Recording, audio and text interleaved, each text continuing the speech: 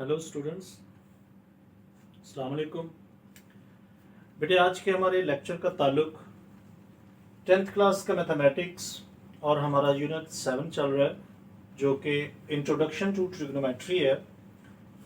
आज हम इस लेक्चर में 7.5 एक्सरसाइज को शुरू कर रहे हैं और 10th क्लास के हवाले से ये हमारा लेक्चर नंबर 69 है। सो बेटा, इस एक्सरसाइज को शुरू करने से पहले इस एक्सरसाइज में दो एंगल का जिक्र होगा जिनका आपको इल्म होना बहुत ज़रूरी है। बोर्ड के पॉइंट ऑफ व्यू के हवाले से ये आपकी इम्पोर्टेंट एक्सरसाइज है। इसमें से अक्सर एक आध क्वेश्चन जो है वो लॉन्ग क्वेश्चन में ज़रूर आता है, इसलिए आपके सामने एक एक क्वेश्चन तरतीब से किया जाएगा और मैं उम्मीद करूंगा कि आप दिल लगाकर इसको अच्छे तरीके से समझेंगे। सबसे पहले इसमें देखें angle of elevation and angle of depression क्या है।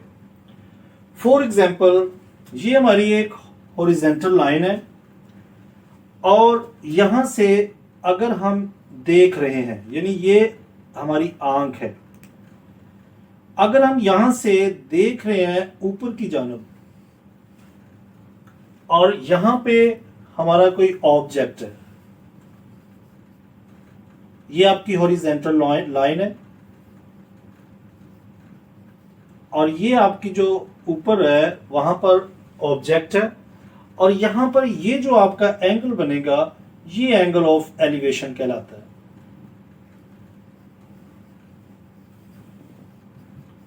एलिवेशन, अगर हॉरिजॉन्टल लाइन से ऊपर को आप किसी ऑब्जेक्ट की तरफ देख रहे हैं, so that is known as a angle of elevation. यानी यहां पर मैंने इसकी डेफिनेशन लिखी है, the angle between the horizontal line passing through eye and a line from eye of the object. आप देखें ना, यहां पर कोई ऑब्जेक्ट है, उसकी आंख में आप नीचे से इस हॉरिजॉन्टल लाइन से देख रहे हैं, सो ये जो आपका एंगल ऊपर को बनेगा इसको हम एंगल ऑफ एलिवेशन कहते हैं। अगर आप एक ही डेफिनेशन याद कर लेते हैं, सो एंगल ऑफ डिप्रेशन भी सेम है।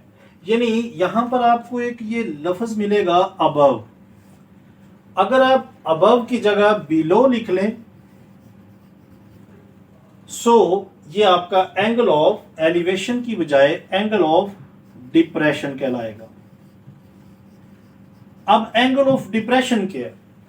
इसी हॉरिजॉन्टल लाइन से आप अगर नीचे की तरफ किसी चीज को देख रहे हैं, ये आपका एंगल ऑफ, और यहां पर आपका कोई ऑब्जेक्ट है और ये आपका जो यहां से हॉरिजॉन्टल लाइन से नीचे की जानब जो एंगल बनेगा, आंख से आप अगर नीचे की हॉरिजॉन्टल लाइन से नीचे किसी ऑब्जेक्ट की तरफ देख रहे हैं, फॉर एग्जांपल अगर आप छत के ऊपर खड़े हैं या आप किसी पहाड़ के ऊपर खड़े हैं और आप नीचे देख रहे हैं, सो आप अगर नीचे की तरफ देख रहे हैं अपनी असल हॉरिजॉन्टल लाइन से, सो आपका वो एंगल ऑफ डिप्रेशन कहलाएगा। यानी angle of elevation so above the ground होगा या अबव द हॉरिजॉन्टल लाइन होगा, लेकिन अगर हम लिख लें below the horizontal line, so that is known as a angle of depression. सो ये तो हमारी इस चैप्टर में या इस एक्सरसाइज के अंदर जिनका जिक्र होगा, ये मैंने आपको एंगल्स बताए, इसका इल्म होना आपको बेहद जरूरी है क्योंकि अक्सर पेपर में इसकी डेफिनेशन भी आ जाती है कि आप एंगल ऑफ एलिवेशन के बारे में क्या जानते हैं और what is angle of depression. So अब हम पहले क्वेश्चन की तरफ अगर देखें, इसका फर्स्ट क्वेश्चन मैंने आपके सामने लिखा है 7.5 का, जिसमें लिखा है कि find the angle of elevation of the sun if a 6 feet man casts a 3.5 feet shadow। यानी अगर हम इसकी डायग्राम बनाएं और इस क्वेश्चन की, बल्कि इस पूरी एक्सरसाइज के क्वेश्चंस जो होंगे, हर क्वेश्चन की आपने अगर कोई पेपर में आ जाता है तो डायग्राम आपने जरूर बनाकर देनी है।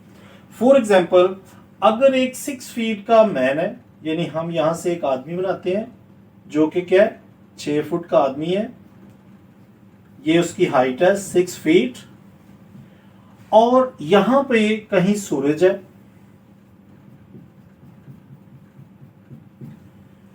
जैसे ही वो सूरज वहां पे चमक रहा है तो ये 6 फीट का आदमी जो है उसका जमीन के ऊपर 3.5 फीट का जो है वो शैडो बनता है, यानी उसके सर से लेके यहां तक समझ लें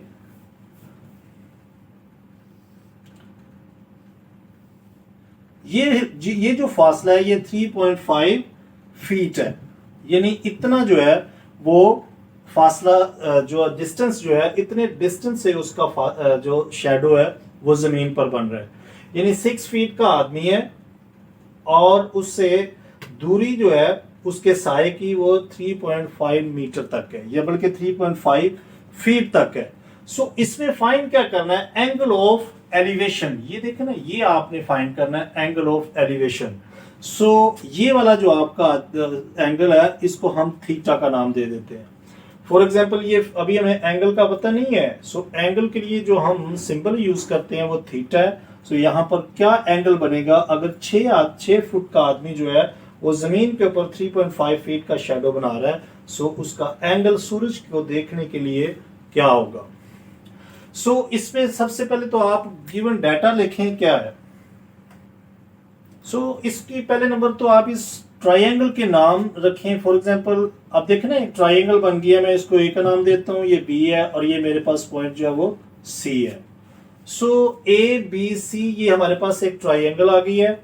इसमें आपने क्या लिखना है, इसका थोड़ा सा आप इसमें थोड़ा सा डाटा लिखें पहले कि मतलब क्या क्या चीजें आपके पास हैं और हमने फाइंड क्या करनी है। फॉर एग्जाम्पल अगर आप इसमें देखें ए सी जो है हाइट ऑफ मैन हमने किसके इक्वल इसको रखा है, ए और सी के इक्वल रखा है और वो किसके बराबर है, 6 फीट के बराबर है। इसी तरह से डिस्टेंस ऑफ अ शैडो ये आप लिख लें,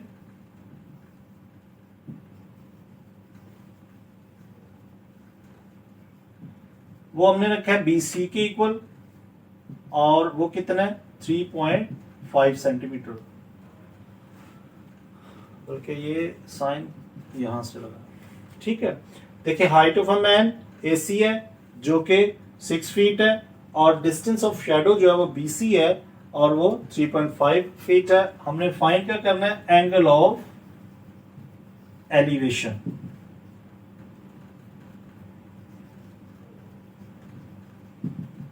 वो हम थीटा रख लेते हैं। So from the figure we know that, आप लिखें यहां से वी नो दैट। अब आपने एक बात याद रखनी है, अब कोई भी किसी भी ट्राइंगल के अंदर जो दो साइडें आपको मालूम होंगी उसका आपने फार्मूला कोशिश करनी है याद करने की। फॉर एग्जाम्पल वही formula, some people have curly brown hair through proper brushing, यानी उसमें हमें पता है साइन थीटा जो है वो इक्वल टू किसके है और कॉस थीटा किसके इक्वल है और टेन थीटा किसके इक्वल है। Some people have curly brown hair through proper brushing, यानी ये मैंने शॉर्टकट में इसका फॉर्मूला लिख लिया है। अब देखिए मेरे पास परपेंडिकुलर और बेस किस में आ रहा है, परपेंडिकुलर और हाइपोटेन्यूज, यानी हाइपोटेन्यूज यहां पर है सो मेरे पास बेस इसमें नहीं आ रहा, सो ये मेरे लिए बेकार है। बेस और हाइपोटेन्यूज ये भी नहीं है, परपेंडिकुलर बाय बेस, सो ये दो वैल्यूज देखें परपेंडिकुलर और बेस गिवन है, सो किस फार्मूले में आ रहा है, टेन थीटा के अंदर आ रहा है। सो हम इसमें टेन थीटा की प्रॉपर्टी लगाएंगे, यानी वी नो दैट कि टेन थीटा इक्वल टू किसके है, परपेंडिकुलर बाय बेस। सो इसमें परपेंडिकुलर क्या है, वो हमने लिखा AC बाय BC। सो इनकी वैल्यू जरा पुट करें, टेन थीटा लिखें, tan theta is equal to AC क्या हमारे पास 6 फीट है जबकि BC 3.5 फीट है। सो जब दोनों को हम डिवाइड करके चेक करते हैं कि क्या आंसर आता है इसमें, 6 डिवाइडेड बाय 3.5, सो ये आंसर आ रहा है हमारे पास 1.7142। अब देखिए हमें तो फाइंड करना है एंगल, एंगल क्या है, थीटा। इसके साथ ये जो टेन लिखा हुआ है इसको आप उस तरफ ट्रांसफर कर दें। सो ये एंगल जो है जैसे ही थीटा इधर ही रहेगा, एंगल जैसे ही उस तरफ ट्रांसफर हुआ सो ये टेन इनवर्स में कन्वर्ट हो जाएगा 1.742। यानी आप क्या करेंगे, टेन को उधर जैसे ही ट्रांसफर किया इस वैल्यू के साथ, देखें ना ये इधर से टेन उधर जाएगा, सो टेन इनवर्स में कन्वर्ट होगा। सो टेन इनवर्स कैसे आपने फाइंड करना है, यही वैल्यू के आप क्या करेंगे, दोबारा से शिफ्ट का बटन दबाकर या इनवर्स का बटन दबाकर आपने दोबारा से टेन का बटन प्रेस करना है और आपके पास टेन कुछ इस फॉर्म में आ जाएगा, टेन और ऊपर माइनस पावर उसकी लिखी होगी कैलकुलेटर के ऊपर। सो अब आप वहां पे वैल्यू लिखें 1.7142।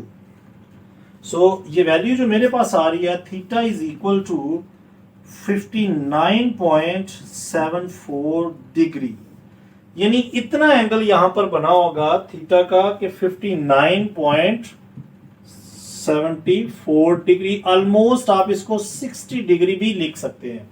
सो ये आपका थीटा एंगल यहां पर क्या बना होगा, ऑलमोस्ट 60 डिग्री के इक्वल होगा। सो ये आपका क्वेश्चन नंबर 1 है, जो कि इंतहाई सिंपल है।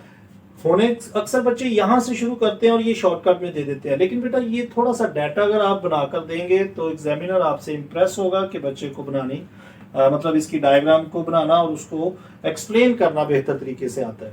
सो मैं उम्मीद करूंगा आप बिल्कुल एज इट इज इस क्वेश्चन को करेंगे। सो हमारा क्वेश्चन नंबर 1 यहाँ पे कंप्लीट हुआ। सो इसी के साथ हम नेक्स्ट क्वेश्चन देखते हैं। सो बेटा क्वेश्चन नंबर 2 देखें, लिखा है a tree cast a 40 metre shadow when the angle of elevation of a sun is 25 degree, find the height of the tree. यानी इस क्वेश्चन में भी सेम वही काम है। लिखा यह है कि एक यहाँ पे सूरज है इस ट्री से ऊपर, वहां से जो एंगल ऑफ एलिवेशन है वो 25 डिग्री का है। सो हमें और उसका जो शैडो बन रहा है वो 40 मीटर तक बन रहा है, और एंगल जो वहां से बन रहा है, एंगल ऑफ एलिवेशन ऊपर को अगर हम देखते हैं सूरज की तरफ, सो 25 डिग्री का है। सो हमें बताना क्या है, हाइट ऑफ द ट्री क्या होगी। आपने ये मैंने दोबारा से आपके जो ट्रिग्नोमेट्रिक फंक्शंस हैं लिखती हैं, sine theta perpendicular by hypotenuse है, cos theta base by hypotenuse है, और tan theta perpendicular by base है। इन तीनों में से आपने वो फार्मूला उठाना है जिसमें आपकी रिक्वायरमेंट पूरी हो रही हो। देखें परपेंडिकुलर और बेस आती हो, सो परपेंडिकुलर बाय बेस देखें टेन थीटा के अंदर ही फिर से दोबारा लाई कर रही है, लेकिन इसको अप्लाई करने से पहले आप इसका डाटा लिखेंगे। यानी फ्रॉम द फिगर आप ये लिख सकते हैं, फ्रॉम द फिगर क्या चीजें गिवन है, शैडो ऑफ द ट्री,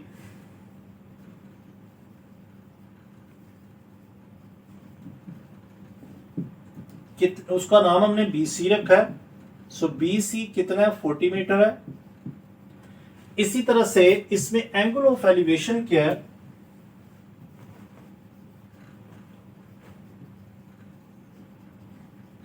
वो हमने थीटा रखा है जो कि 25 डिग्री के इक्वल है। फाइंड क्या करना है, height of the tree. So height of the tree, this we have to find. So इसको हम क्या कर देते हैं, क्वेश्चन मार्क से डिनोट करते हैं, यानी अब इसको हम AC भी लिख सकते हैं, क्योंकि देखें ना हम उस साइड का नाम हमने AC रखा है और इसका क्वेश्चन मार्क लगा दिया। सो वी नो डैट, अब यहां पर आप लिखें कि हमें पता है, या वी नो डैट हम जानते हैं, क्या जानते हैं कि टेन थीटा जो है वो equal to perpendicular by base है, क्योंकि इसमें हमारी जो रिक्वायरमेंट है वो हम इसको x रख लेते हैं। चले इसका x का नाम दे दिया, हमें परपेंडिकुलर चाहिए और बेस ये गिवन है। सो टेन थीटा अप्लाई करते हैं। सो टेन थीटा किसके बराबर है, वो इक्वल टू होगा AC बाय BC, यानी परपेंडिकुलर बाय बेस, परपेंडिकुलर इसमें AC है और बेस इसमें BC है। So ten as it is रहेगा। अब थीटा की जगह देखें क्या लिखेंगे, जो एंगल गिवन होगा। थीटा यहां पर 25 डिग्री है, सो 25 डिग्री हम लिखेंगे यहां पर थीटे की जगह। AC हमें पता नहीं है, सो हम उसको x लिखते हैं, और ये 40 जो है ये हमें BC साइड गिवन है जो कि बेस है। सो बेस की जगह हमने 40 लिख लिया। अब हमें क्या चाहिए, हमें ये x की वैल्यू चाहिए। ये यहां पर 40 देखें, सो क्या हो रहा है, 40 यहां पर डिवाइड हो रहा है x के साथ। सो अगर हम इसे इस तरफ ट्रांसफर करते हैं, सो इधर आकर टेन थीटा के साथ ये मल्टीप्लाई हो जाएगी। यानी 40 into 10 25 degree equal to x. अब अगर मैं 10 25 डिग्री की वैल्यू निकालूं सो क्या निकलती है 10 25 डिग्री। सो बेटा ये मेरे पास जो आंसर आ रहा है 40 as it is 0.4663 equal to X. So अब इसको मल्टीप्लाई कर दें आप 40 से, सो आंसर आएगा 18.65। ये आपका क्या आ गया एक्स। और इसको आप मीटर का यूनिट देंगे क्योंकि हाइट ऑफ द जो ट्री है वो आपने मीटर में कंसीडर करनी है। सो ये एक्स आपका क्या आया 18.65 मीटर। यहां पर हम लिख देते हैं 18.65 मीटर। ये आपकी रिक्वायरमेंट थी। सो क्वेश्चन नंबर 2 आपका कंप्लीट हुआ। सो इसी के साथ हम क्वेश्चन नंबर 3 देखते हैं। सो बेटा क्वेश्चन नंबर 3 में देखें। सो लिखा है अ 20 feet long ladder is leaning against a wall. यानी एक 20 फीट लंबी जो एक सीढ़ी है वो दीवार के साथ लगी हुई है। The bottom of the ladder, bottom mean उसका जो नीचे वाला हिस्सा है वो जमीन के साथ 5 feet from the base of the wall, यानी दीवार से 5 मीटर दूर है। फॉर एग्जाम्पल ये दीवार है तो यहां से अगर आपने इस दीवार पर सीढ़ी लगाई है सो दीवार से हम 5 फीट की दूरी पर उस सीढ़ी को लगा रहे हैं। So find the acute angle the ladder makes with the ground. So हमें ये एंगल फाइंड करना है, एक्यूट एंगल। यहां पर लफ्ज एक्यूट का यूज हुआ है। So acute angle be angle of elevation को ही कहते हैं क्योंकि यहां हॉरिजॉन्टल लाइन से ऊपर की तरफ देख रहे हैं और एक्यूट एंगल जो होता है वो लेस देन 90 होता है। इसलिए यहां पर देखें तो एंगल जो बनेगा एंगल ऑफ एलिवेशन वो एक्यूट एंगल ही है, मतलब लेस देन 90 ही है। सो इस फिगर से हमने क्या डाटा लिखा कि लेंथ ऑफ अ लैडर कितनी है, ये देखें 20 फीट है जो कि हमने ए बी के इक्वल रखी है।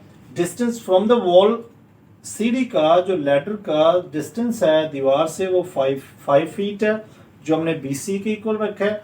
फाइंड क्या करना है, हाइट ऑफ अ वॉल हमने फाइंड करनी है जो कि हम एक्स के इक्वल इसको कंसीडर कर रहे हैं। अब अगर आप देखें वी नो डैट कि आप ये इसमें प्रॉपर्टी देखें, यानी कौन सी ट्रिग्नोमेट्रिक फंक्शन इसमें इस्तेमाल होगा जिसमें आपके पास देखें ना गिवन डाटा क्या बेस और हाइपोटेन्यूज गिवन है। अगर आपको इन दोनों में से कौन सी प्रॉपर्टी अगर आप लगाते हैं जो कि आपको ये परपेंडिकुलर ए सी की वैल्यू देगा। सो अगर देखें बेस और हाइपोटेन्यूज किस वैल्यू में आ रहा है, बेस बाय हाइपोटेन्यूज हमारे पास कॉस में आ रहा है। सो कॉस थीटा अगर हम इसमें अप्लाई करते हैं we know that cos theta is equal to base by hypotenuse, यानी बेस बाय हाइपोटेन्यूज के बराबर है। सो यहां पर बेस क्या हमारे पास कॉस थीटा हमें फाइंड करना है, यानी इसमें सॉरी हमें angle we have to find the acute angle of ladder. हमें इस एंगल को फाइंड करना है, बल्कि सॉरी मैं कह रहा हूं कि हाइट ऑफ वॉल नहीं हमें फाइंड करनी, एंगल ऑफ एलिवेशन यानी एक्यूट एंगल को फाइंड करना है। सो उसके लिए हम थीटा ही यूज करेंगे यहां पर भी। So theta is equal to base by perpendicular है, सो हाइपोटेन्यूज। सो बेस यहां पर 5 है और हाइपोटेन्यूज देखें so length of a ladder जो है वो हमारे पास क्या है यहां पर हाइपोटेन्यूज की जगह पर पड़ा हुआ है। सो cos थीटा हमें चाहिए। So cos theta is equal to अगर हम 5/20 हम करते हैं सो हमारे पास जो आंसर आएगा 5 डिवाइडेड बाय 20। सो बेटा आंसर आ रहा है 0.25। थीटा यहीं पे रहेगा, cos जैसे ही आपने उस तरफ ट्रांसफर किया सो cos इनवर्स में चला जाएगा। सो इसी वैल्यू का आपने शिफ्ट दबाकर दोबारा cos दबाएंगे और 0.25 का अगर आप एंगल फाइंड करना चाहें cos इनवर्स लेंगे 0.25 का सो 75.52 डिग्री ये आपके पास एंगल ऑफ एलिवेशन आ जाएगा, मतलब 75.52। ऊपर छोटा सा साइन आप 0 का लगाएंगे जो कि डिग्री को शो करता है। सो ये एंगल ऑफ एलिवेशन होगा अगर दीवार से 5 फीट की दूरी पर हमारी जो लैडर है वो 20 फुट लंबी लैडर दीवार के साथ लगी है। सो यहाँ पे हमारा क्वेश्चन 3 भी कंप्लीट हुआ। सो हम क्वेश्चन नंबर 4 देखते हैं। सो बेटा क्वेश्चन नंबर 4, क्वेश्चन नंबर 4 में देखें लिखा है the base of rectangle is 25 feet and the height of rectangle is 13 feet. ये एक मैंने रेक्टेंगल बनाई है जिसके अंदर उसकी बेस जो है वो 25 फीट के इक्वल है और उसकी हाइट जो है वो 13 फीट के इक्वल है। Find the angle that the diagonal of a angle that the diagonal of the angle rectangle makes with the base. यानी हमने क्या करना है, इसका डायगोनल, तो डायगोनल जो होगा अगर आप उसका एक कोना दूसरे कोने से मिला देंगे सो वो उसके दरमियान में डायगोनल होगा। ये डायगोनल आप इधर से भी ले सकते हैं और इधर से भी आप ले सकते हैं। यानी जैसे आप ये एक डायगोनल लेंगे सो देखें ये आपके पास एक ट्रायंगल टाइप बन जाएगी। सो यहाँ पर क्या एंगल बनेगा ये हमें फाइंड करना है। सो एक कोने को अगर आप दूसरे कोने को अंदर से मिलाएंगे सो वो उसका डायगोनल कहलाता है। सो हमें ये डायगोनल का जो एंगल बन रहा है थीटा उसको हमें फाइंड करना है इस फिगर के अंदर जो कि रिक्वायर्ड है। सो लिखना क्या है, फ्रॉम द फिगर हमें डाटा जो गिवन है वो ये है कि base of a rectangle 25 feet है जो हमने ए बी के इक्वल रखा है। इसी तरह से हाइट ऑफ अ रेक्टेंगल अगर देखें सो बी डी है जो कि 13 फीट के इक्वल है। Diagonal A C is taken, यहां पर देखिए ए डी, सॉरी ए सी मैंने लिखा है ए डी, ये हम ए डी जो है इसमें डायगोनल ले लेते हैं। ये हमने सपोज कर लिया है, ये सपोज क्या किया बल्कि देखें जो नामों के हिसाब से वही बन रहा है। सो थीटा के लिए हम क्या देखें, दो साइडें हमारे पास इस ट्रायंगल के हिसाब से अगर देखें सो परपेंडिकुलर और बेस गिवन है। सो परपेंडिकुलर और बेस देखें टेन थीटा के अंदर दोबारा से ये अप्लाई हो रहा है, यानी tan theta we know that tan theta is equal to perpendicular by base, यानी परपेंडिकुलर बाय बेस होता है। So tan theta we have to find. So perpendicular check करें, यहाँ पर 13 फीट है, बेस क्या 25 फीट है। सो दोनों को अगर डिवाइड करते हैं 13 डिवाइडेड बाय 25, सो आंसर आ रहा है 0.52,